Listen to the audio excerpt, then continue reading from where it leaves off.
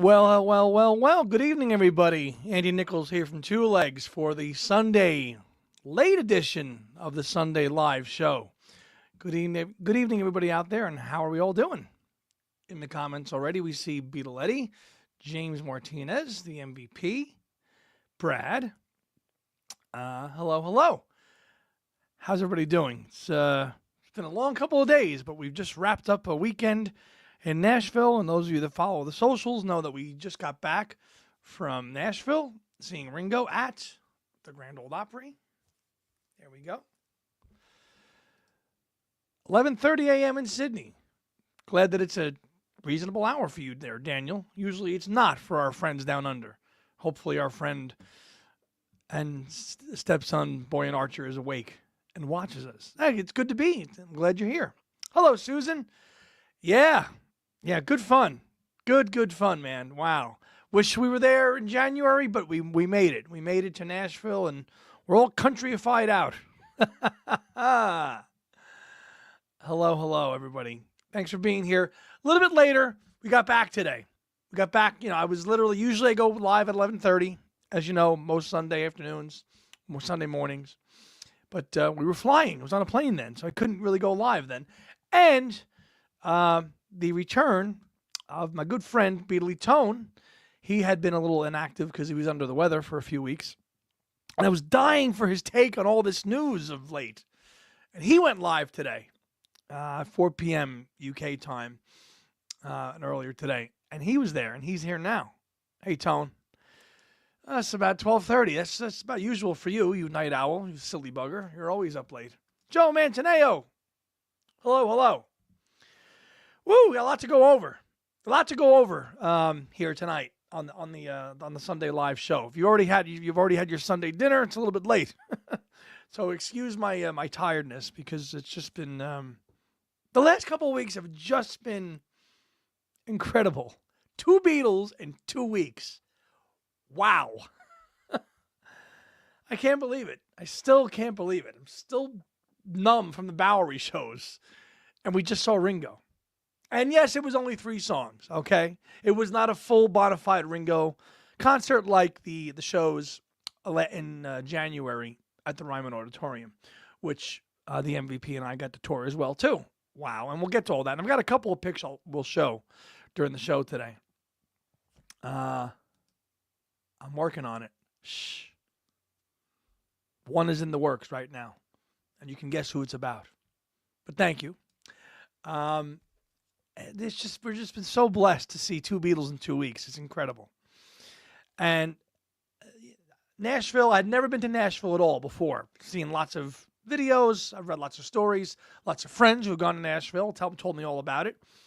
The MVP had been to Nashville, so she told me all about it as well. We did. We absolutely did. You have to. You got to do it. It's why when we talked about going, Tom and I were like, let's just do it up. Let's just do it up and do everything the right way, and let's go. We're gonna go all in, right? So we've got to go all in. So we did. See, there we are. There's us at the Ole Opry. A Michigan guy and a Brooklyn-born guy via New Jersey, But we did it. And we put it on our socials. Yeah. Hello. Russ, thanks for being here tonight. And it's only February. Good to be here. Yeah, so we knew going into it wasn't going to be a bona fide. It was Ringo and it was billed as Ringo and Friends. So how much of the concert was it going to be? We didn't really know. I knew it wasn't going to be what it was at the Ryman, but it was fine, and I don't have the full set list of people that were with me that were performed in front of us at that show. And I'm sure if you saw that our socials, the MVP joined us, and Joan Borelli, of course, who tipped us off. She made the trip too, and Tom made the trip too, and that's why we said let's go do it. But we'll get to all that. I've got my notes here. You see, I've got my little agenda of notes here that I want to kind of go over for tonight's show. The SNL reaction video. It's the second most viewed video on our channel now. As I last checked, 6.5K. Wow. Everybody gets these reaction videos, especially hot takes when it comes to McCartney, right? And his voice, right? Ooh, his voice. And lots of feedback, pro and con. Always generates good discussion on Paul's voice. Loads of people everywhere doing reaction videos to it, mainly in the negative. And we on Two Legs are critical of Paul. I don't want to hear any crap that says that we're not, that we can't be critical of Paul. We have been very critical of Paul. I've said this to people over the years. If you take the time to go actually listen to our show and listen to what we've done, we can be very critical of Paul when we find things that he doesn't, we don't like that he's done. But people just make blanket, assumptions and say, oh, they're just that and the other thing. And we defended Paul. We agree very much, like Beatley Tone. He has the right to do whatever he wants. Instant reaction, instant take. Now listen, we recorded that video the next day. We didn't record it at 11th midnight on the night of the show. We sat on it, and within a day, there was 3 or 4 videos of podcasters. Let's call them YouTubers, because they're not podcasters. They're YouTubers. Wanting the instant take. Hang it up. I said to Tom, let's just do a video. Let's just do a video and react to this. We didn't plan it. We just said, let's just do our raw, honest take of who we are. And we did that on the Monday after, posted it, and it just exploded. And we just watched the views. Listen, and we're a small channel. We don't get 25,000 views or 30,000 views. We're a very niche podcast. We're very Paul-centric. We don't tackle everything Beatles related, although in this case with Ringo, we're talking about it tonight. It's mainly Paul. So for that did very well for us, and we're very proud of it. And we thank everybody for commenting on it, whether you agreed with us or didn't. And most of you out there did. 11:30 at night, 82 years old, as Tony said today in his live stream, he only counted 3 bum notes. It's not bad. What are we crying for? Now I know Tom said at some point, I think on one of his live shows, that he thought maybe at some point he should consider hanging up performing live. He doesn't feel that way anymore. I'm glad that he feels that way, because he shouldn't. He never should. He should perform. Now, do I have my wishes on what he should be performing now, or the venues? Yeah, I wish what we saw at the Bowery would happen a little more often. Not that small, but like intimate shows, smaller shows, different set lists. But keep doing it. Just keep doing it. Exactly. So don't go. If you don't like it, don't go. That's all I'm going to say. Hello, James. Got a couple late people on there. Oh, Wink. Now, we agree to disagree, Wink. Now, listen, your comments were, Wink is a guy who disagrees with our take. He thought he sounded like absolute crap. And we agreed to disagree. And that's okay. Totally okay. You like it now. It's taken you 5.5 years, but you like it now. I know you do.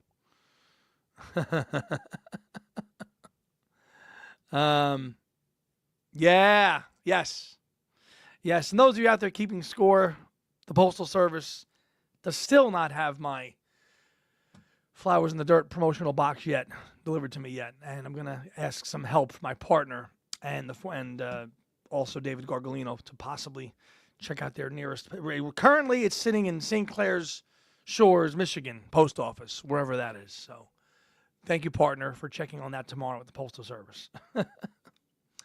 But yeah, that video did very well for us, and it was just on the heels of just a fantastic week of recapping everything that was Paul. And like Tony said, he goes, the amount of people that were just overreacting to that. And Joe Mayo says, well, we can't be critical of Paul. You can be critical of it, okay? The same as we can be defense. That would say the same. We can defend Paul the same way. Again, I think Tony said it. Opinions. Everybody has one, just like another, body part that everybody else has. We did. We sat at the Grand Ole Opry. We were in the house, section 7, row 4. So there's like pit, 4 rows of pit, and then the actual seats. So about 8 rows back, all the way to the left. So if you're on the stage, it's stage right. If you're in the house, it's to the left. When is Tom going to bid on what? Oh, eBay bidding. Absolutely. Peace and love, man. Healthy discourse, healthy conversations. Respectfully. We'll get to it. We did tour the Ryman. I want to get the post Fallout stuff addressed from that SNL thing, because we dropped that, and then by Thursday we were out of town. We left on Thursday to go to Nashville. So, and we didn't record this week because it's the end of the month, as you know. So we'll have a new show for you in a few weeks on Two Legs. Hello, James. Fine. Totally fine. Exactly. Hey, we were both at the Who and ELO at MSG. Absolutely, baby. Absolutely. Tony says, one thing I've noticed is that the majority of people who want Paul to stop touring are the ones who haven't seen him for years and have no intention of seeing him again. Very good. Very, very fair. Right. Daniel says, I saw him 5 times in Australia 2 years ago. And except for 1 or 2 songs, the voice was very good. Anyone to miss? Yeah, of course. And it was 11:30 at night. And he had a long week. Well, he should have done the 3 shows at the Bowery. The hell with that. Those 3 shows at the Bowery kicked ass. Played, and he was up all day. So what? So what if a couple of notes are off? He's singing gracefully. And it's his natural voice. I think it's beautiful to see him still want to sing that way. Would you like it if he went out there and he actually auto-tuned the performance and sang Golden Slumbers and you heard effects of auto-tune, a.k.a. Brian Wilson and the Beach Boys? No. I think it's great that it's authentic and real. And I think he would agree. Hi, Lynn. I just think Paul deserves more respect than for people. Yes. He's 82. This is somebody like, just retire, just hang it up, folks. Christ, if I had a dime from that many times I heard that word, I'd be Donald Trump. I mean, come on. You could be. Again, I'm not saying you can't be critical, but come on. BT is right. I saw Paul from the front row in 2002. Nothing over top that. Okay, fine. Totally fine. Yeah. Fair enough. MVP says, agreed, if Paul's willing to perform because he enjoys it, he wants to please his fans, then he should. If someone doesn't like it, don't listen. We love to see and hear him anytime he performs. Oh, God. Somebody did say, I think it was a comment on Tony's video, or maybe it was Joe's. They said, McCartney and Trump they must drink the same water because they both have endless energy. Endless energy. Oh, lordy. Okay. And the finish line's approaching, whether that's in a year or in 10 years. We just should be thankful that we have somebody willing to share his love of music and performing with us when he does not have to. When he does not have to at all. And hasn't had to for decades. He didn't have to come back touring in 2002. He didn't. And he's pretty much, with the odd break or two, toured pretty much every year since 2002. 1 or 2, obviously, the COVID year. But he's been nonstop since 2002. Selling out, getting great reviews, having a bad night. We know he's had some bum performances, and Tony mentioned this too, and I agree. The one-offs have not been well for him. And again, like the Lady Madonna performance thing when we were at home during COVID, that was awful. That was not good. Okay?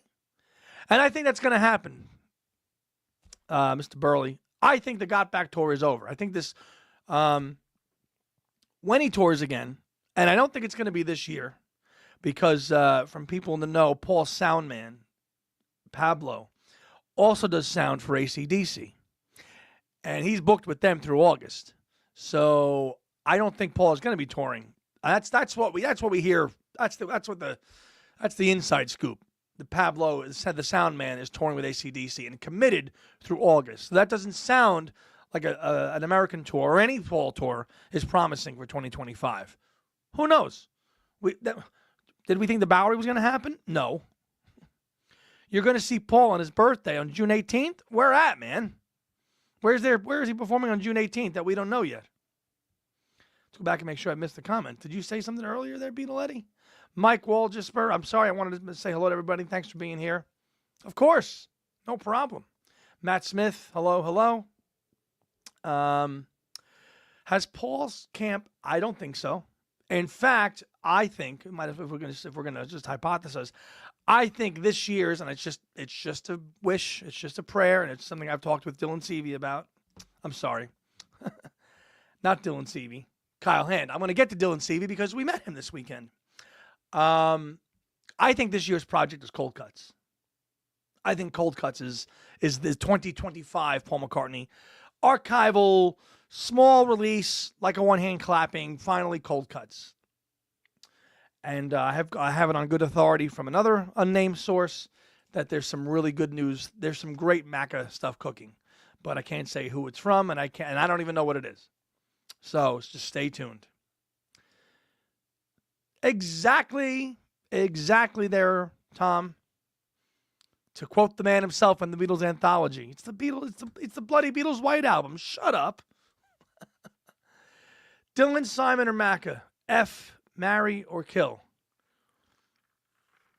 I don't get that last bit there, but Macca. The Fest. Yeah, it is. The guest list is not. It's not that appealing. Jeff Britton was maybe going to try to get there, but he will not be there. So, I think the lead guest is a guy who was one of the guys in the Yardbirds, I think. So, we'll be there. So we don't know where or when yet, but we'll be there. I get paid not to sing. Okay. You must have a voice for radio then.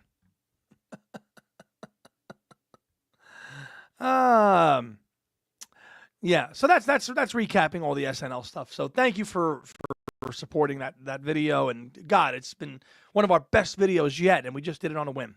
So we're really happy about that. So thank you for everybody who watched it and commented for or against.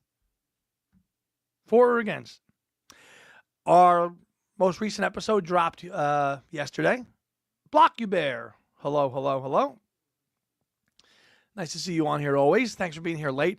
Our most recent episode was episode 273, and that was on collecting. And that was on a topic suggestion from Nick Syrett. You know, we're all collectors for the most part, and we all categorize things, label things, file things a certain way. It was great discussion amongst Tom and I, and also our network of Liverpool family, and how we organize things, and do we keep all the titles together? Do we keep them and do we bunch them out? And that was just a good, fun little show between Tom and I, just to break up the week, which we did, which closed out February for us.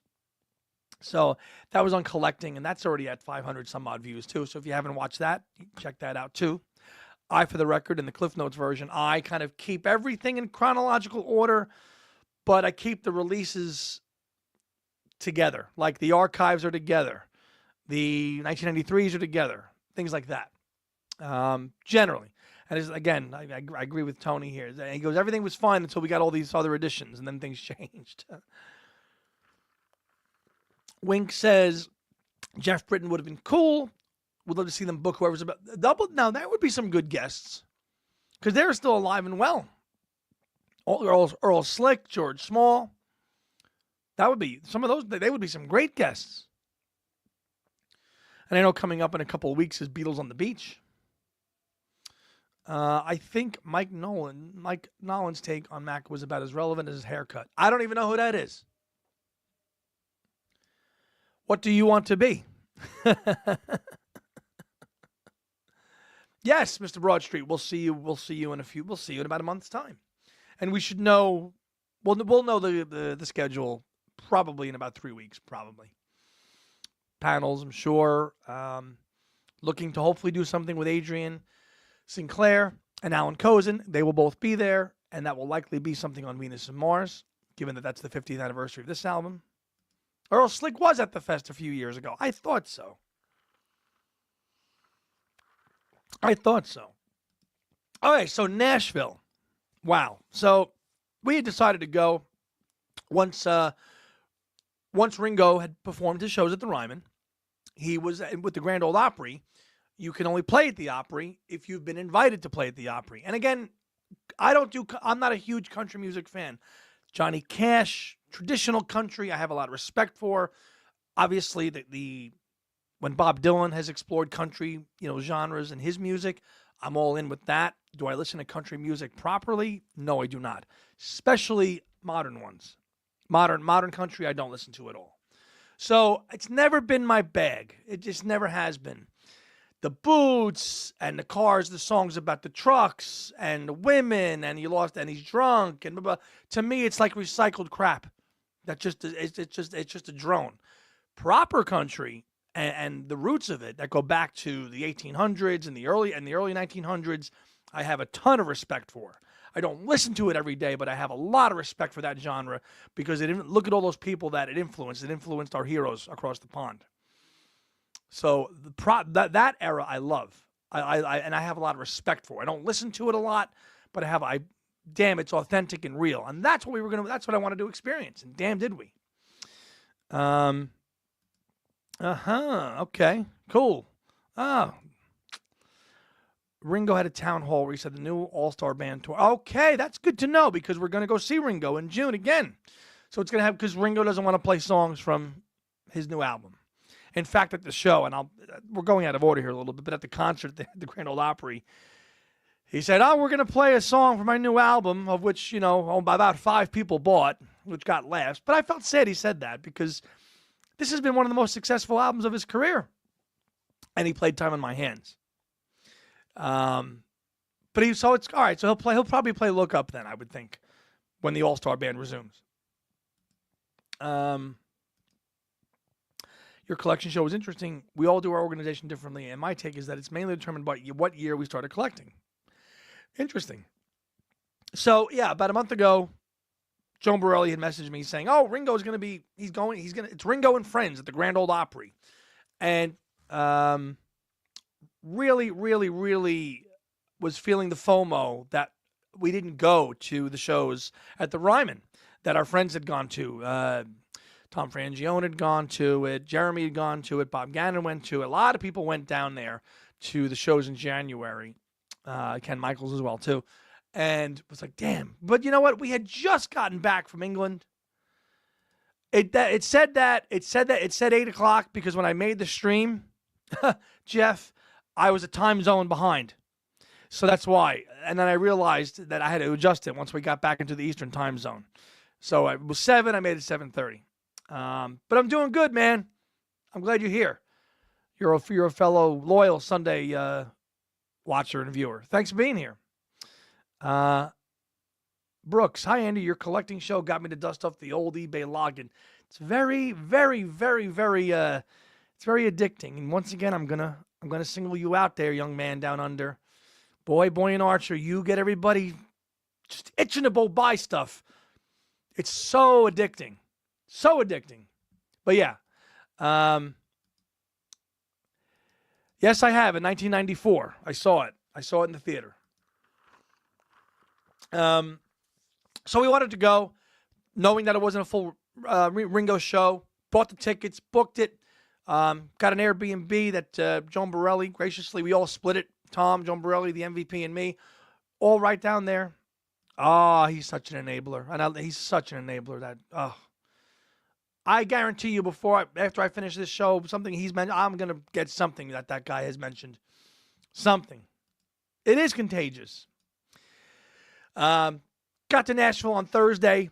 It arrived in the bitter cold. We live in New Jersey, where it's been pretty damn cold for a while. The South. Okay, it's going to be nice, warmer climate, blah, blah, blah. Get off the plane Thursday, and it's freaking 7 degrees. Colder than New Jersey. I'm like, what the frig is this? Freezing our ass off. Get to the Airbnb. Joan gets in there a little bit later. And, oh my God, it was terrible. Terrible. Met up with Joan. We stayed basically about a mile away from Broadway. That's where we were staying. Our Airbnb was 15 minutes from the airport, and we were 1 mile away from downtown Broadway in Nashville. And went out to dinner. We went to Jason Aldean's rooftop bar and lounge, which I'd have to say too, just again, not knowing what you don't know, right? Until you experience it. I've seen pictures of Nashville. I know it's a whole big like night town, and really, really just filled with bars and everything else. And because when we were in Ubers and going from the hotel to the house, the Airbnb, I'm like, okay, this is residential. I'm like, this is Nashville? Okay, whatever. And then we got in the Uber and we actually went to Jason Aldean's, and then we pull into Broadway, and I was like, get out of the car. I'm like, where the hell am I? The lights, the bars, the music, the crowds, and this was the middle of February. And I've been told that, especially Nashville could be crazy packed. I felt it was middle of February. It was packed like hell. Every corner you went, there was people. Please. We were there for 4 days, and we heard that song at least 5 times.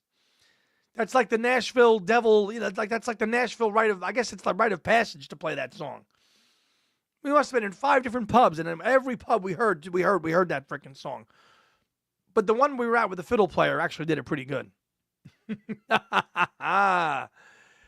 Yeah, so eventually Tom, as you know, made the trek by car and met us there. Finally, about 9:30, he met us. Try the Primus version of that song. Nah. No thanks. Your face lit up when you got to the Uber, and so yeah, I couldn't believe. I'm like, it was kind of like if I had never been to Times Square, I guess is the only way I could give that correlation, And again, I wouldn't go near Times Square, if you paid me, as somebody who's basically was from the New York area and born there. I wouldn't go to Times Square if you paid me. So I guess this is a little bit of the same effect. Like, okay, tourism here, big tourist here, but it was so cool to walk around. And it's a bit like Vegas. If you've ever been to Vegas, it's like a strip. Vegas, I think, is a little bit longer. I went to Vegas once in 2009 when I saw the Love Show, but it reminded me of Vegas. Just one strip, loads of pubs on either side, big crowds, lots of interesting people, bums, people playing music on the street, like lots of interesting characters. And lots of hockey fans, too. I mentioned this to the MVP today, too. The hockey, I guess the Nashville Predators had a game because there was loads of people wearing hockey colors, too, because that stadium is just on the main drag, which was cool. Yeah, absolutely was. Yeah, well, yeah. So we met Tom, had something to bite to eat, a couple of drinks, and then we were tired. Everybody, Joan had missed her flight. We were tired. Tom just drove, so we had just a drink or two at Jason Aldean's, which was so cool, multi-layer. But we'd be standing there, warm. Oh, and then some freaking lady. Oh God. Heidi, do you remember this? We were just talking, and we were both wearing our look up, zip ups, our Ringo look, and like this lady comes over. She had to be totally just pissed, wearing a hat, and she's like, "Y'all here to see Ringo?" And we're like, "Here we go," and just totally hijacks the conversation. And we're like, "Okay, yep, we know that, yep." Not taking social cues, like wrap up the conversation that you just hijacked. That pisses me off, man. Damn. Like, I get it. Like, we're both wearing Ringo stuff. It's great. But, like, make your comment. Say, have a great trip and move on. Go to the bathroom or get a drink. God. She was, though. She was. Oh, she was annoying. She was. But we did. Right. Yeah. Oh my God. She classic. She had to be about 60. She's like, well, he was here last month at the Ryman and blah, blah, blah, blah, blah, blah, blah, blah. We're like, yeah, we know. Oh my God. That was so annoying. But she had the jacket. She had the whole, yeah. Yeah, Luna Tick. Luna, last name Tick. Yeah, that was her name. So we wrapped up, and as MVP said, we just went back to the Airbnb, and we just watched, which we like to do when, if we're just hanging out, we just throw on the TV, and we just watch pop music videos and just relax. And that's what we did on Thursday. Exactly. Lynn says, it's been a while since I went to Nashville, and I mostly remember trying out a bunch of barbecue places. Yeah. And I mean, there was plenty of that, too. I mean, there was plenty of choices to if you wanted to have that. So that was Thursday. Friday, now here we are. Friday's the gig. And the way we had planned the weekend, we were going to arrive Thursday and head back on Sunday, with Ringo's gig kind of in the middle. So it kind of gave us a nice breathing room. With Friday was going to be the big day. We go to the gig, and then we had plenty of downtime to do some traveling and exploring, which I'll get to. But Friday was like the great all-in day. And Friday we kicked it off with some breakfast at the Airbnb. And then, if you watch Two Legs regular episodes and you hear that the jet type theme, that was composed and recorded and produced and done by Dylan Seavey, okay? Nashville-based musician, and works at a record store in Nashville called Vinyl Tap. And there's his bag right there in Nashville. And Dylan Seavey, if you followed this show over the years, has been a guest. I've done shows with him on Ken Michaels' channel. He's been on here. When McCartney 3 came out, we did a little quick reaction video called "In Defense of Pretty Boys," which is a track on McCartney 3, which I think it was his favorite, and just a genuine musician, great guy, and it was so cool to meet him in person for the first time. So that was what we did first. We said we're here, and Tom had met Dylan in person in 2017. This is for the first time I met him in person, and there he is. That's at the Vinyl Tap, and what a genuine guy. He works at the Vinyl Tap, as you know. He's a musician. Well, I was the crowning champ of that until, and I think somebody mentioned that comment earlier. I have to go back and see it, and I'll get to these comments too. But yeah, I did some trivia with him, and he works and this is the only record store, I think, in America that actually has a full bar in it too. Regular record store, Vinyl Tap in Nashville, small indie place, not huge, but we walked in. He goes, we're the only record shop that actually has a full bar in it, and it did, and that was wild. Good stuff. There wasn't a ton of McCartney stuff in there. I did manage to grab the record store day, I Want to Hold Your Hand. I saw her standing there from last fall, which I did not grab, but he had it there. And I did happen, the one McCartney album that I did see there, it was like Orphaned. And we as McCartney fans, I know we've done this in the past. Tony, I know you've done this. Like, I know, I'm sure Susan's done it. You're in a record store, you're flipping, and you see a record that's like in good shape, and it's like Orphaned, and you're like, that record needs a home. Yeah, you might have 5 copies of it, and maybe you can give it to somebody. Well, the one album that was sitting there that was by itself for $20, I just couldn't let it be an orphan anymore, was Egypt Station. So I grabbed a copy of Egypt Station, which I have already, which I'm planning to give away. So next Sunday on my show, if you don't have a copy of Egypt Station, let me know. Okay, send me an email at 2legspodcast. And what I'm going to do a little contest of some sorts based on the responses that I get. If you don't have a copy of Egypt Station, this is this regular black vinyl, 180 gram, just it was $20. I said I can't let that album go, unowned anymore. We're gonna pay it forward. Yes, we did. We did, and it was disappointing. I'll get to that. Yes, it could be. So yeah, there's a copy of Egypt Station that I bought from Dylan that I'll give away next Sunday on my live show. If you don't have Egypt Station or you want another copy of it, email me either at andynichols@gmail.com or the 2 Legs Podcast email, and I'm going to put a little contest together for next week to give that away. But I wanted to support Dylan in the show. Great guy. Hung out there for a little bit. I think Tom bought an album by Neil Young, I think, too, from a couple of years ago. Got to support the guy, Place Egypt Station next to Gondrapa, Ukraine colors. Ha, ha, ha, ha, ha. Yeah, so we had lunch. And then we went to and then Joan had VIP tickets, so she had to get back to the Grand Ole Opry, which, okay, let's talk logistics now. The Grand Ole Opry is not on Broadway. It's not anywhere near that. The Ryman is. Naive New Jersey guy here, I'm thinking that's just up the road. It's not. It's a good 20 minutes away. Did not know that. So Joan left because she had to get in by 5 p.m. and she had access to the VIP lounge, and Ringo walked past her, but there was no interaction. So Tom, Heidi, and I grabbed an Uber and got there about 6 o'clock. And it was like in this big, wide open area, like with like basically like a mall. Movie theater, IMAX, shopping, Dave and Buster's, really big. I mean, we were there a little after 6, and the queue to get in was already about, I don't know, a couple hundred people deep. And the Grand Ole Opry is small, too. Let's talk numbers.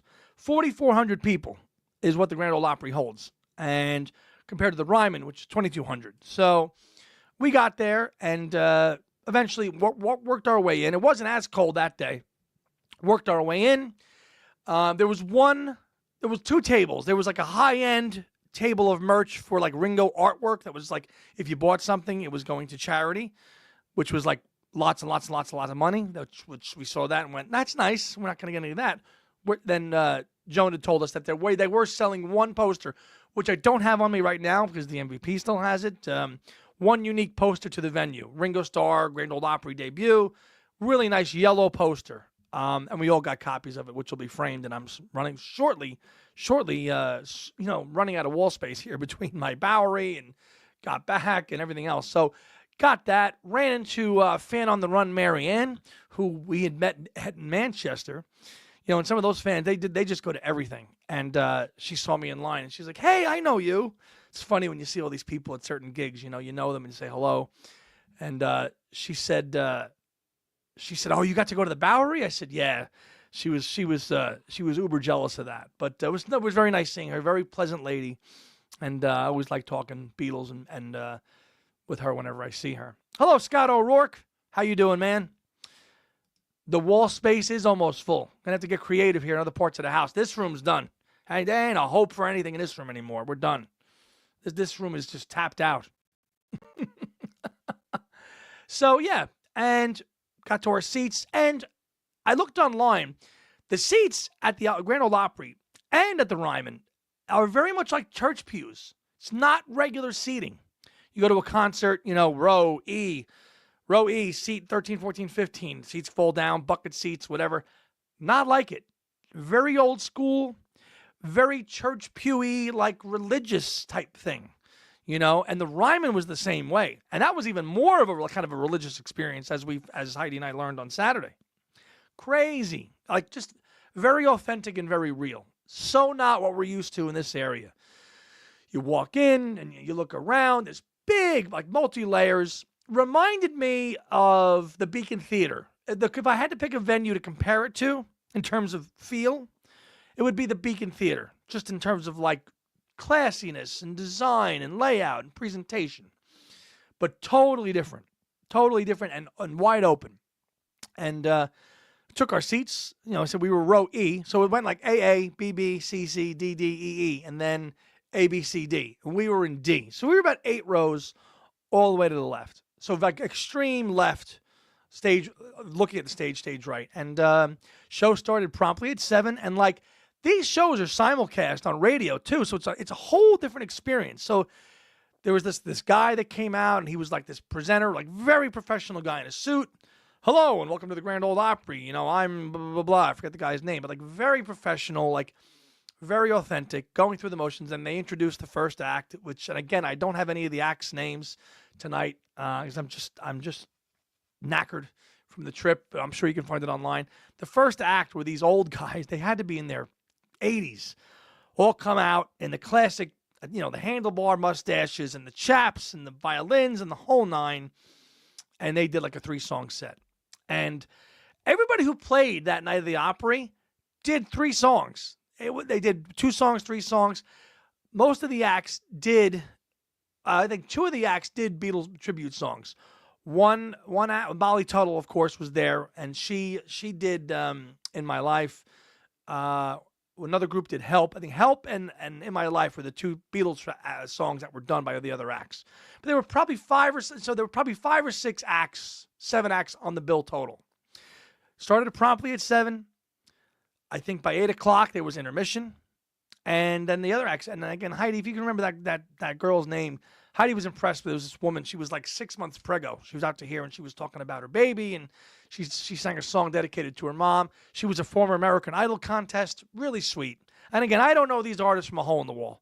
I'm just a Beatle geek, right? I don't know who these people are, or what they're doing, but I'm appreciating it in the moment of what they're singing and what they're doing, and just again, and I've said this a few times, the authenticity of the whole thing. It's different when you go down south, you know. Up here in the Northeast, this is the rat race up here. You know, everything down there is slow and respectful, and you take your time, and that's a big adjustment for a guy like me. Yes, Steve. That's the Ryman stuff will be on March. It's actually the 10th, not the 20th on CBS. Not the 20th, 10th. Yes, it did, and we'll get to that. Who asked about that? Let me see here. Somebody asked about air conditioning. No, yeah. Well, we didn't get to that yet. I think it did, but the Opry definitely is a newer building, but it's celebrating its 100th year, and that was one of the things we were trying to figure out, like Grand Ole Opry, Ryman Auditorium. Like, I think the Grand Ole Opry was a touring act, and again, if somebody out there in the comments is much more educated on country music and the history of all that stuff, please tell me. But the Grand Ole Opry was something that I think it was in the Ryman, and then they're celebrating their 100th year, and that's what this show was. They were celebrating 100 years of the Grand Ole Opry, and that's what Ringo was invited to. Yes, WSM. That's right. Susan was listening live because Susan listened live, and also my partner Tom called into Beatles songs, which is Rob Leonard's show on Long Island Community Radio. I forget the station, and he called into that. And yeah, the MC guy was very professional. Did not sound Southern at all. He didn't. But he would come on, and in between he would read these sponsors too, like here's the latest from Ford Trucks, or here's the best place to get countryboots.com, and things like that. But just a really wonderful experience. Okay, you can look at the set list and see what they all did individually. Because again, I don't remember all the songs. We were there to see Ringo. We were there to see the Beatles, but enjoy and take in this entire experience. Yeah, Lynn says that she toured the Ryman but didn't make it to the Grand Ole Opry. No tickets to a concert, so we went around listening to live music at all the local spots. And that's the beautiful thing. There's so much music to take in anywhere you go, in any bar, any restaurant. There's a 2 o'clock in the afternoon on a Thursday, live music. It really reminded me of Liverpool. And it really is. It's Music City. It really is Music City. And that was something that was eye-opening. Yeah, but the Grand Ole Opry show was classy through and through. And then we got to Ringo at the end, which we'd all waited for. Was he going to do 3 songs? Was he going to do 4 songs? Jones said he did 4 songs in rehearsal. So he said, okay, we're going to get 4 songs. He only did 3, and you could see them on YouTube now. He did Act Naturally, Time in My Hands, and, of course, With a Little Help from My Friends. And we had a great view, except the damn cameraman would come up every couple of feet and plant his camera right in our line of view, right in front of Ringo, to which I had to do that, and then the MVP, we had to just be like, calm down, he'll move. It was great. It was so great. I haven't seen Ringo since 2006, when I saw Ringo in the All-Star Band at the PNC Bank Arts Center. So, and because I saw him once, and I'm like, okay, I'm good. And you all know I've been critical of Ringo and his recent albums, but I've enjoyed this record a lot, and it's authentic and it's real. And I said, you know what? Let's just keep rolling the dice, and let's go see another Beatle. And we did. And he sang Act Naturally, which took me flashbacks. I actually took a couple of seconds. Phones were allowed at this show, by the way. This was no Bowery. When he did Act Naturally, I had a flashback moment until I was about 7 or 8 years old. I sang Act Naturally in a lip sync at my elementary school. And it was on video too. Why I chose Act Naturally, but I had a whole cowboy outfit thing, wearing white as a young kid. So he sings Act Naturally, they're going to put me in the movies. So I shot that video. I sent it to my mom and my dad, and I said, remember this? And my dad wrote back and said, yeah, that's on video somewhere. So to see Ringo sing Act Naturally at the Grand Ole Opry, and remembering when I, lip sync it as a elementary school kid 30-something years ago, was pretty cool. Because I can remember doing it. I remember being on stage doing it, and there's Ringo singing it. So that was, for me, that was a really, really cool moment. Time on My Hands, Charlie, was fantastic. Beautiful song. One of the highlights of the LP, for sure. Absolutely. And then he said, we're going to sing a song that everybody knows. And then the whole band came back out. And at that point, everybody that had played at the Opry that night had then come out for that last song. So Molly Tuttle, that girl, she looks all of 21 years old. She's very talented. I'll give her that. Damn, is she talented. Came back out, and the whole Billy Shears, and it was great. And he sang with a little help of my friends. And, hey, if you're going to go see Ringo, you got to hear that song played. So it was great. It was great. And by 9:15, the show was over. Done. Quick. Not too long. Each act played about 3 songs. Susan says, I've seen Ringo many times, but not bothered to since he stopped changing up the All-Stars. And that's been a criticism of Ringo's shows, that the All-Star lineup is not as fresh as it was. Now, we're going to go see him in June at Radio City Music Hall. And that's going to be a Ringo and the All-Stars. So we'll see, and we'll get one song from Look Up. The MVP truly enjoyed the concert. Molly, she was a gem. And where we were sitting, Roy Rogers, please. It was funny, at the end of the concert, the camera's panning, the fans, and where we were sitting, we had a monitor, a TV screen for like people, I guess if they were really, really, really, really obstructed, or maybe a few rows back, they could look in. We're looking over at the TV, and there we see Joan Borelli on screen celebrating. I'm like, Joan, you're on. She didn't know that at the time, but we looked at the TV and we said, there's Joan. She's on TV. It was so cool. Very happy for her. Nice gig, quick, classy, professional, very cool experience. I learned a lot. I gained a lot of knowledge, and I gained a lot of respect and appreciation for a genre of music that I'm not going to listen to it tomorrow. I'm not going to listen to it a week from now. But when you're in the moment, experiencing that tradition, and you realize what a passion and a religion that is for those people, you have a lot of, major respect. Major respect. It's the same respect that I would like people to, when they visit Liverpool, to show the same respect there. That's the vibe I got of Nashville. Like, at least the Opry. I mean, Broadway too, but especially. Yes, it was Greg Bissonette. Regular Fest attendee, Greg Bissonette, not E, Greg Bissonette, was there. Yeah, he was drumming. Absolutely. So, quick show. I would have loved more Ringo. I sure would have. But you know what? We were there to take it all in and experience it. And we it wasn't the Ryman show. It was fine. But we were appreciating it. And yeah, he was invited. He was invited there to play. And that's a real, that's the song. You can't just show up and play. You could have millions of dollars and you want to book a venue. No. If you want to play the Grand Ole Opry, you have to be asked to play there. And invited.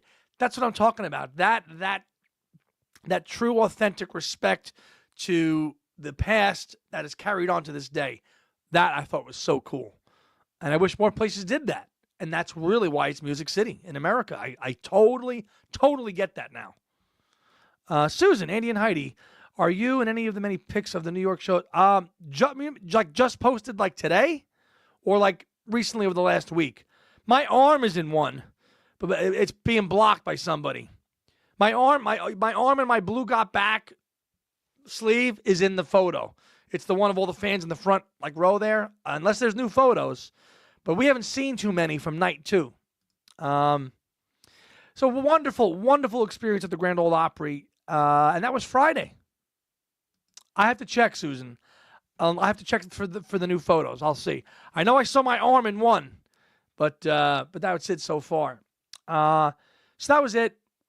Opry experience was great. Left, got in an Uber, went back, and And as somebody asked before, did we go to Tootsie's? Now, Heidi's been telling me for a couple of years about Tootsie's. So we Ubered back and said, let's go. It's this pub that's got 3 levels, all 3 different, a live band playing at all 3 levels. Lauren Elena was the singer who was pregnant. And made me cry when she dedicated her song to her mom. It was beautiful. She did. She absolutely did. Genuine. And she came right out and she's like, I'm 6 months preggo. Sweet. Really sweet. Look her up. Look at, because she was really good. Really good. So we Ubered back to downtown Nashville, Broadway. And we went right to Tootsie's. And it was jam-packed. Now, the MVP went way back in the day. And it was a different experience. The bands were much more country. This had a much more younger college crowd to it. You couldn't even move. And if you socialized with me or hung out with me, you know I can't stand crowds, confined spaces, and music so loud that I can't even hear the person next to me. And you're like, can I get that? That drives me crazy. And that's unfortunately what Tootsie's was. But we walked up from like the first level of the bar, then went to the second, and there was another live band playing. Yes, Jeff, we mentioned that before you came on. I said she was on American Idol, and she was damn good too.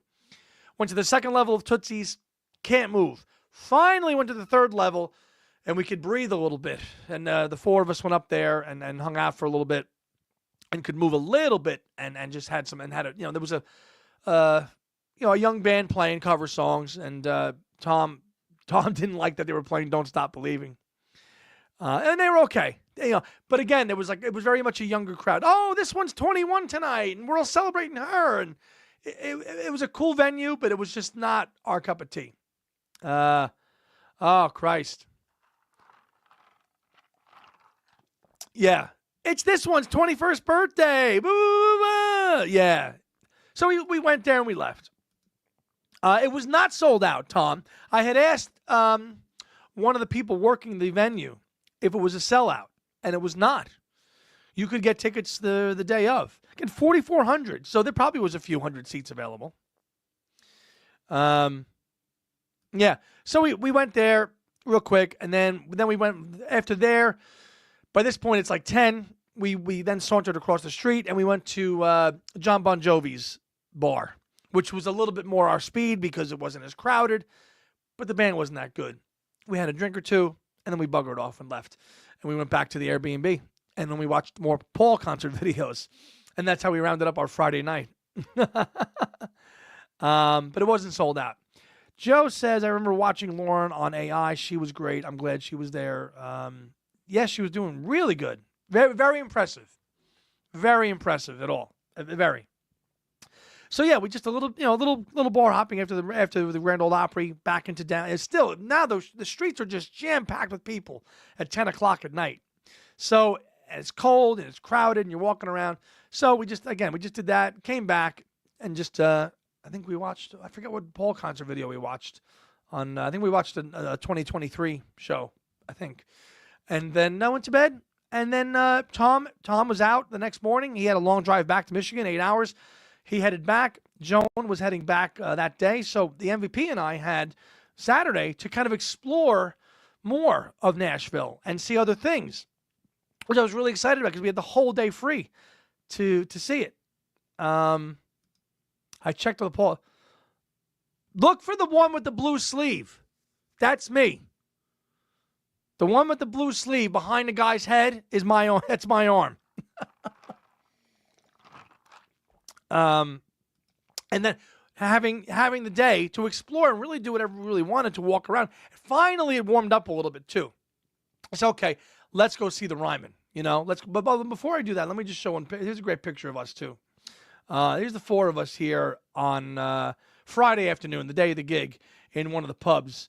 I forget the name of this place, but there's Joan, Tom, me, and the MVP. And this was cool. This little pub had record covers all over the walls. So, of course, the music nerds we're just looking at them all going, and we're playing the game. What album on this wall was the one you got to have forever and ever? That was a fun game we were playing. So that was a good little place. Good little place. It wasn't too many Beatle records though. I had to find them further back. But that was fun. That was Friday before the concert. That was good. That was good fun doing that.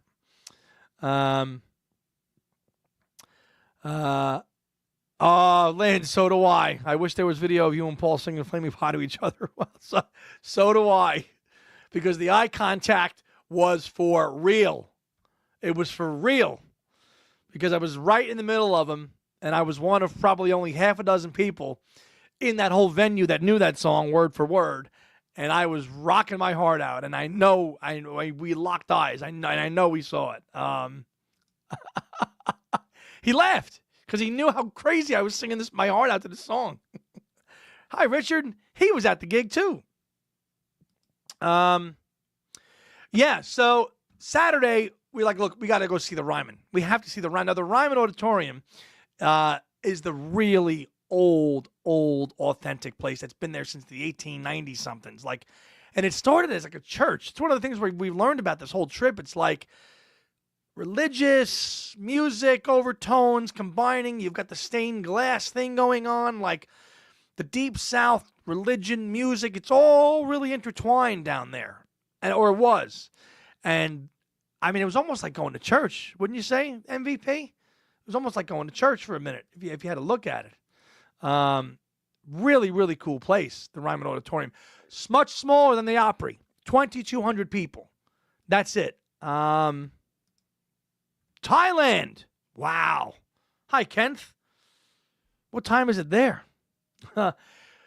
Again, general guided walking tour too. Really cool. Oh, I forgot to mention too that on also the day of the gig, we had gone to the Music Hall of Fame Museum, the Nashville Hall of Fame, where Ringo's exhibit is currently on display. Beats and Threads. We saw that too. I don't have any pictures to flash up to, but you've seen them. His Get Back jumper is on there. His Strawberry Fields Forever outfit is on there too. So the display at the Nashville Rock and Roll, like I guess the Hall of Fame is what you'd call it, the Music Hall of Fame, really cool. Great exhibits on Johnny Cash, big stuff on Johnny Cash, as you would imagine. We did that too. How could I forget about that? That we did that as well, too, on Friday morning. Walking around the exhibit. Self-guided tours, too. You walk through these things and just check them out. Great section on Bob Dylan, the harmonica he used on Self-Portrait. Really, really cool stuff all through there. You look a little like James McCartney. Maybe that's why Paul locked eyes with you. Thank you, Charlie. 8:30. But yeah, that was, and that's highly recommended to go see that too, because that's where Ringo's current display is on. It's there, and that's where he was on Wednesday. He was there too. If you saw that photograph of Ringo cutting the ribbon because he was inducted, that was all right there too, and that's worth checking out because there's all sorts of memorabilia that you can kind of walk through and check all that out. But the Ryman, we were Heidi and I went to the Ryman. We were escorted into this room. We watched an 8-minute kind of the Musicians Hall of Fame. Thank you, Charlie. Yes, that's where we went. And that also has the great exhibit for Ringo in there, too. And we spent a good hour and a half in there, too, walking around, seeing everything. But at the Ryman, you get escorted into this room, and you watch this 8-minute, really interactive film that gives you the history of the Ryman Auditorium, as MVP says, 1892. Watching it and how it started and and what it began as and what it evolved into, and all the way through until 1974, and then it was closed and renovated. And really interesting. You're seeing like all these acts and all these artists that have played there over the years at the Ryman Auditorium that made it become what it's become later on. Which was incredible. Then you leave the little film after 8 minutes, and then you have a self-guided tour where you can walk around and you see, and I wish I had photos to show you, but it's where we were at the top looking down at the Ryman, and this would have been an incredible show to go to if we had gone to, and I'm sure our friends that did go, like Jeremy Portoralla and Bob Gannon and Tom Frangione, probably had a great time there because it was such a small, intimate venue. The Opry, to me, was small and intimate, but this is even more intimate. So, and it's right in downtown Nashville, which is so cool. So we walked around and we saw posters of all the acts that have played at the Ryman Auditorium, even people like the Moody Blues and Yes, that have played at the Ryman, because it's like this place that you play now. And that was just really, again, hitting on the authentic aspect of Nashville. I mean, you walk outside, and when we walk outside, when we left it, I'm like, are we looking at a concert hall venue, or was this like a church? That's what it looked like. Because again, that kind of is the crossover blend between both. So we had a wonderful, wonderful time at the Ryman Auditorium on Saturday afternoon. Just the MVP and I walking around, taking it all in. It warmed up. We went to the gift shop, and we met a couple of people from New Jersey, believe it or not.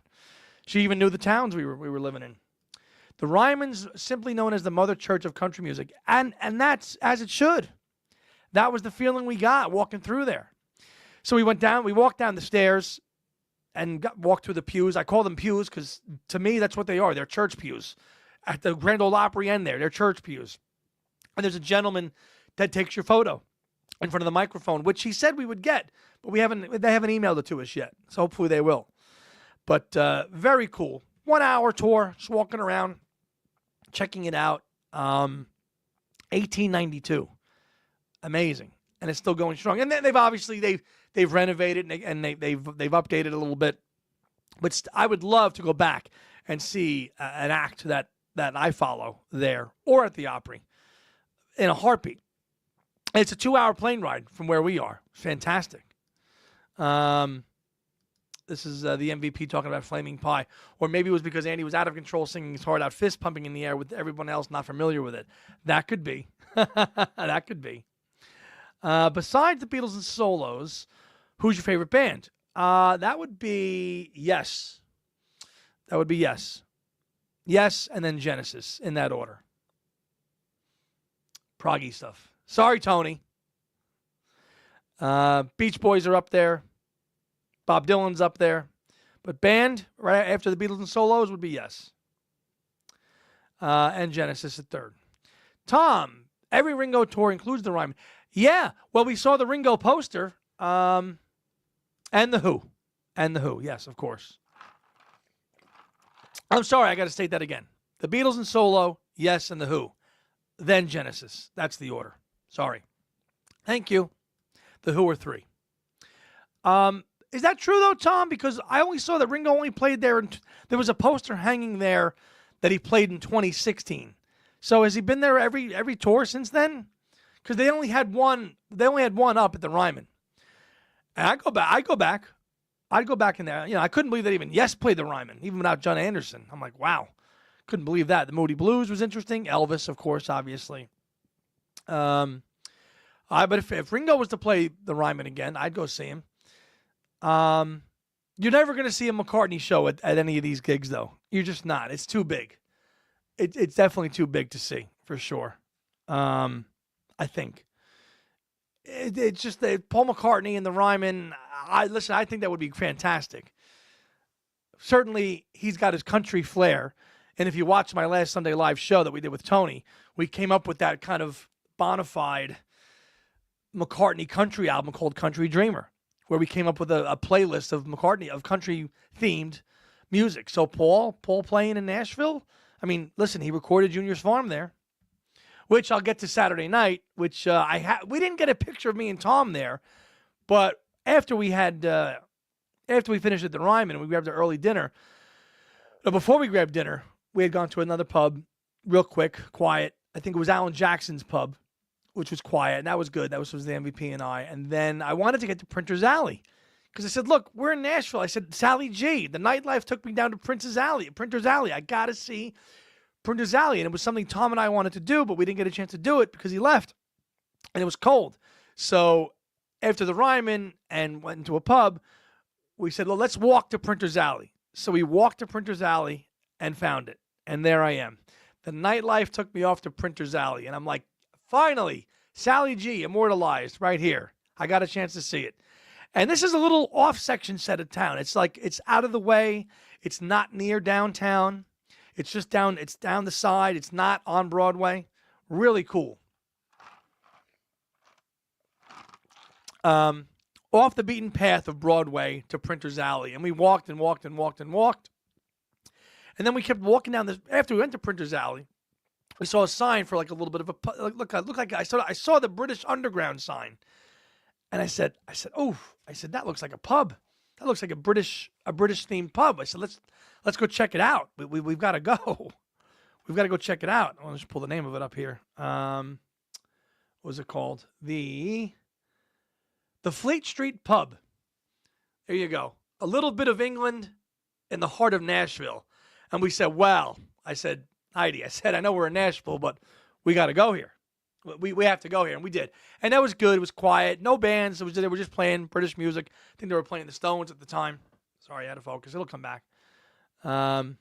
Good fish and chips. Probably the best fish and chips I've ever had. Right? I would say the best. Just the fish anyway. Oh, slowly come back to focus. Hate when I do that, folks. Sorry. Would Paul play a secret show at the Ryman? Your country album for Paul was great. Steve, we'll send you the playlist, okay? It's there. Proud owner of the Ringo with the Ryman DVD. We decided if anyone we're interested in plays the Ryman, we will be there. I need to hear a concert there. A young group was singing while we were there, and the acoustics were crazy awesome. They were. But the Fleet Street Pub was really cool. Very, very authentic, very real. And we saw English Pub. Gotta go. We're in Nashville. We got to check. We got to go there anyway. So I've just got a couple of pictures quick that I'll show of the Ryman. I didn't preload them to the stream, but I'll just hang them up. I'll just show them here real quick. I mean, there's the Ryman Auditorium outside. I mean, that is, to me, just iconic and classic. It's a church. It's very much like a church. It's incredible. Incredible to go and see. Okay. And there's me at the Ryman there, top row, looking down at the stage. And there's the MVP also up there too. Just a cool place. I didn't preload them in, but I just wanted to show them to you quick here. And, here's a couple pictures of Ringo. That Joan shot. Joan was really close to Ringo on Friday. She was really close to him. She sent them in too. Great time, though. Great trip. Do I like the lead singer of Yes Today? No. No, I don't. I respect him because he sings just like John Anderson. He sings just like John Anderson. Don't like it. Here's another one. Here's another one that we got. Here's us there at the Ryman. Hold on. I'll show it later. I'll post it later. But that's the guy. That's the picture that the guy took. The Ringo Look Up hoodies were a big talking point. Whenever pub we were in, we had the Look Up hoodies on, and people were like, y'all see Ringo last night? And we're like, yep. So they were a big hit. So if you like your Ringo swag, pick that up because it's a nice, comfy zip-up. Everywhere we went, people were so genuine and sweet and kind. They were. They really were. Correction, the All-Stars played there in 2012 and released a DVD of it. Okay. Thank you. I didn't think it was every single year. Susan says, Mike McCartney has a brand new podcast called Drink a Drink a Drink. I heard the first episode with an Aussier comedian, Adam Hills, as the guest. Lots of UK TV show and Billy Connolly references. Okay. It's Paul's brother. Back to cold cuts. It's not winding down anyway. But that was the Nashville experience in an abbreviated form. Had a great time. I was so happy to connect with my partner in crime, Tom Hunyadi, who made the trip down to see him again.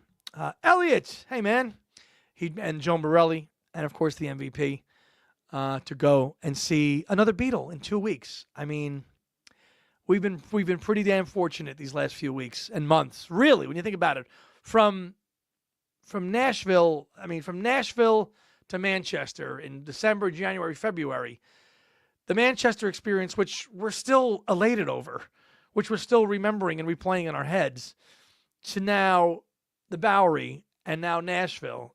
It's incredible. Very blessed that these two Beatles are still with us. Just wish they would play gigs maybe a little warmer, a little bit warmer, because we said that. We said that to Joan and Heidi and Tom. We said, these guys, we love these guys, but for the last few months, they've been making us freeze our heads off. Windy Manchester, cold London, freezing cold Bowery, freezing cold Nashville. You know, I guess they'd rather vacation in the summertime and not gig. But it's been worth every second, every long queue, it's been worth it. Every long wait, everything, it's been worth it. Totally worth it. And very blessed the two Beatles are still with us. Noah, how you doing, man? You're a little late. I got to this. Well, we dropped the Two Legs video on our channel, which is the second most high viewed video on our channel. Check it out. It's called Paul McCartney's performance on SNL, and I talked about it just at the start of the show tonight, going live. So check that out and go back and replay it, and you'll get my thoughts on it. Yes. Well, yeah, we're gonna be doing some panels together, I'm sure, and we might be doing some individual stuff too. But yeah, we'll be there. This will be our fourth year in a row. 2022, 3, 4, 5. Yeah, this will be our fourth year in a row of Tom coming to Jersey for the fest. So yeah, this has become an annual thing.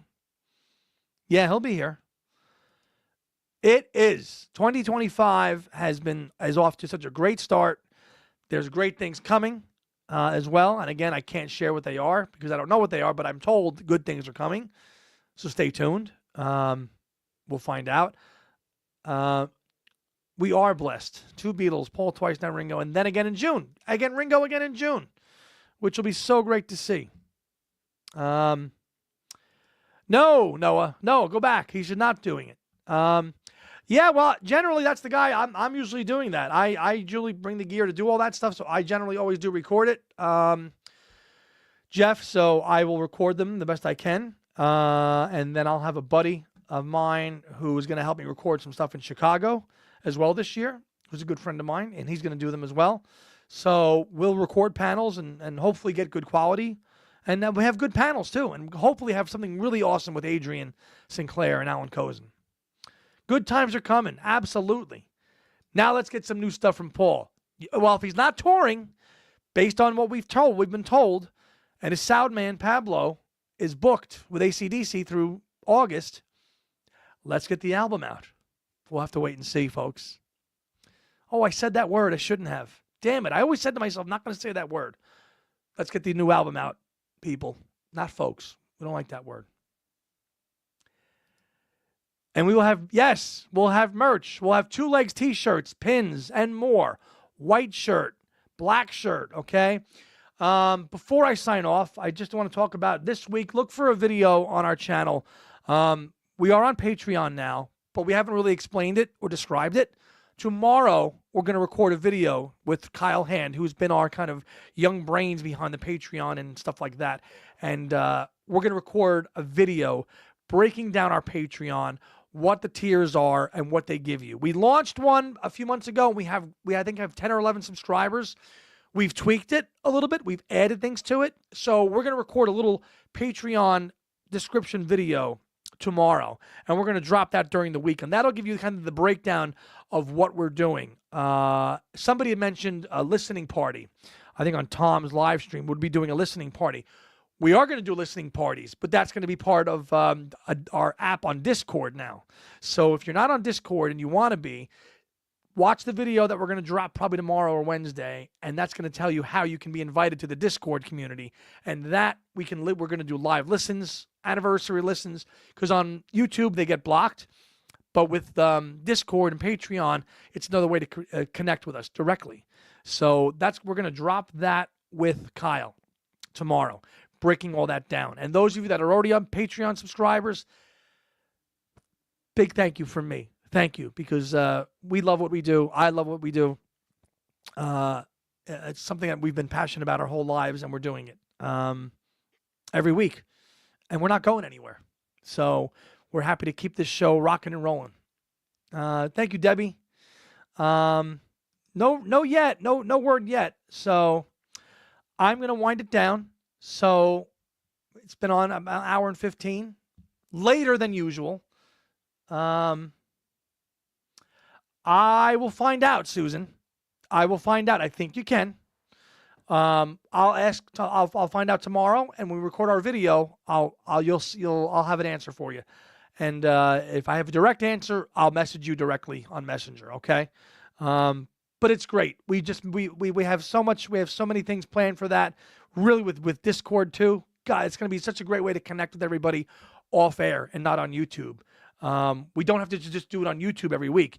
If you want to connect with us and we want to share news about McCartney stuff or anything, we could message each other right on Discord, and have it's basically like Facebook Messenger, but it's better.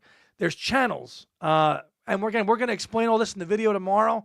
But it's such a great way just to connect. Oh, this came in the mail today. I got this. What did you get? Blah blah blah blah. All that stuff that we do, that we talk about, we can do that live in person with Discord. So that's going to be tiered to Patreon. So stay tuned. That'll drop probably tomorrow or Tuesday as well. And we'll tell you all about that. And we won't have a show for you this week, but we will have one soon. Tom will probably go live this week as well. And that's it. That's about it, man. Elliot, mention it. Yeah.